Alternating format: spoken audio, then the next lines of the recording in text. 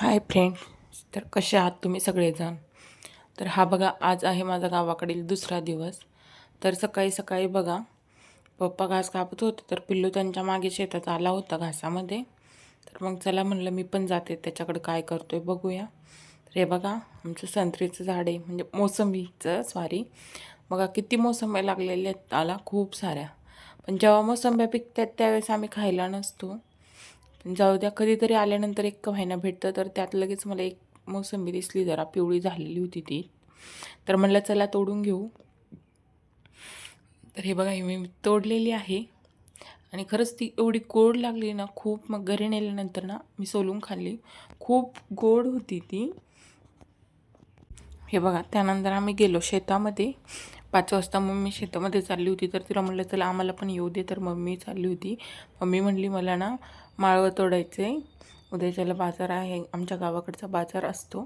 तर तेव्हा मग मम्मी म्हणली खूप साऱ्या भेंड्यां ते आहे, तर मी थोडं थोडं तोडून आणते. तर म्हटलं चला आम्ही पण येतो तुझ्यासोबत. तर आम्ही पण गेलो. चला आपल्याला पण बघायला भेटन काय काय लावलं शेतामध्ये. तर हे बघा, एवढी हिरवीगार छान अशी मेथी होती, भेंड्या वगैरे होत्या. खरंच ही मेथी तेन बघून असलं भारी वाटत होतं ना. हे बघा, तांदूळच्याची भाजी. त्यानंतर मम्मीने इकडं भेंड्या तोडल्या होत्या आणि ते म्हणजे निवडत होती मोठ्या मोठ्या, कारण बऱ्याच दिवस झालं तोडल्या नव्हत्या ना, त्यामुळे खूप साऱ्या मोठ्या मोठ्या झालेल्या होत्या. तर बघा, इकडं सूर्य पण मावळायला चाललेला होता, खूप छान असा सूर्य पण दिसत होता. तर हे बघा, इकडं खाली आमचा गहू आहे बघा, अर्धा काढलेला आहे, अर्धा काढायचा राहिलेला आहे.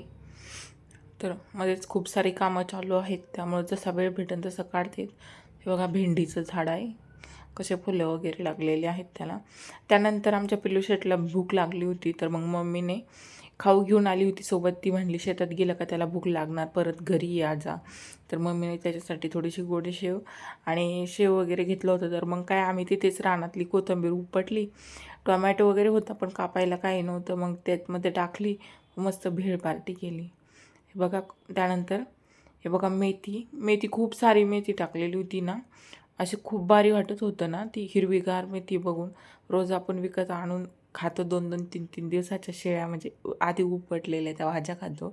आणि गावाकडचे ताजं ताजं शेतात जाऊन ते उपटून आणणं खाणं खूप भारी असतं. त्यानंतर एवढी सारी मेथी उपटून मम्मीने त्याच्या पेंड्या पण बांधून ठेवल्या होत्या. हे बघा, मम्मीला म्हणलं चल मी पण हेल्प करू लागते जरा, मला पण आवडते म्हणजे भाजी उपटायला, असं म्हणजे भारी वाटत होतं. तर मी पण उपटू लागत होते. तर हे बघा, मी पण अशी मेथी उपटली.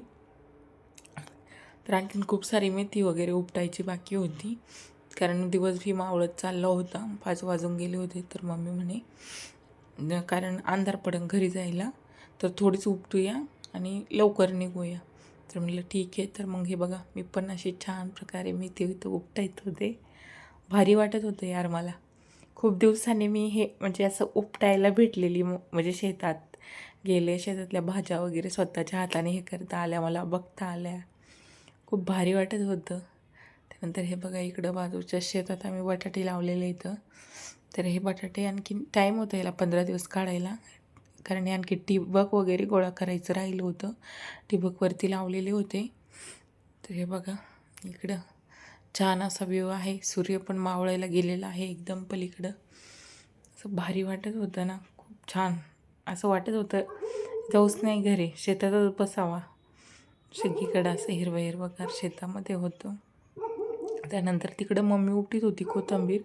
मम्मी म्हणली थोडीशी कोथिंबीर पण उपटायची, कारण तिला पण फुलं यायला लागले. तर एवढं सर्व माळवा आहे, पण त्याला ना वेळच नाही आहे विकायला न्यायला, तर ते सगळं म्हणजे असं खराब व्हायला लागलं शेतामध्येच.